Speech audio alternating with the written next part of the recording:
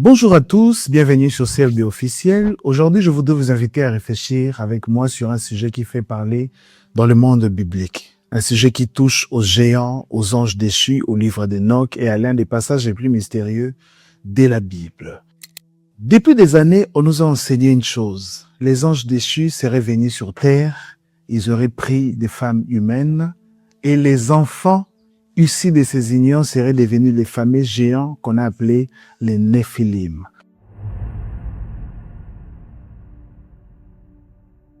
C'est une idée qui est très répandue. On la retrouve dans de nombreux enseignements, dans des livres, dans des conférences, dans des documentaires et même dans certaines prédications.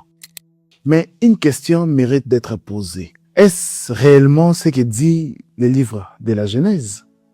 Ou avons-nous peut-être ajouté au texte une interprétation devenue tellement populaire qu'elle a fini par être confondue avec le texte lui-même? Je vais simplement vous présenter les faits, puis à la fin, je vous laisserai réfléchir et répondre vous-même à la question. Commençons d'abord par Genèse chapitre 6, verset 4. Je vais les lire dans plusieurs versions. Les géants étaient sur la terre en ces temps-là, après que les fils de Dieu firent venir vers les filles des hommes et qu'elles leur eurent donné des enfants. Ce sont ces héros qui furent fameux dans l'Antiquité.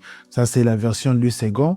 En ces temps-là, il y a des géants sur la terre. Il y en a encore quand les habitants du ciel viennent trouver les filles des humains et ils ont avec elles des enfants. Ce sont les héros d'autrefois, des hommes célèbres. Ça, c'est la version Parole de vie. Les Néphilim étaient sur la terre en ces jours-là et aussi après que les fils de Dieu furent venus vers les filles des hommes et qu'elles leur eurent donné des enfants. Ce sont des héros qui furent fameux dans l'Antiquité. Ça, c'est la version Bible expliquée. Prenez une seconde pour observer les textes. Beaucoup de personnes lisent ces versets de la manière suivante. Les anges viennent sur terre, les femmes tombent enceintes et les enfants deviennent des Néphilim. Mais lorsque nous regardons attentivement les textes, ce n'est pas exactement ce qui est écrit. Les textes commencent par dire « Les Néphilim étaient sur la terre en ces jours-là ». Autrement dit, les géants étaient déjà présents avant que l'auteur ne parle des unions entre les fils de Dieu et les filles des hommes.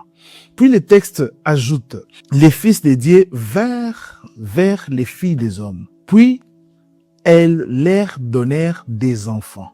Est-ce que vous voyez la nuance? Le texte ne dit pas explicitement que les Néphilim sont nés de ces unions.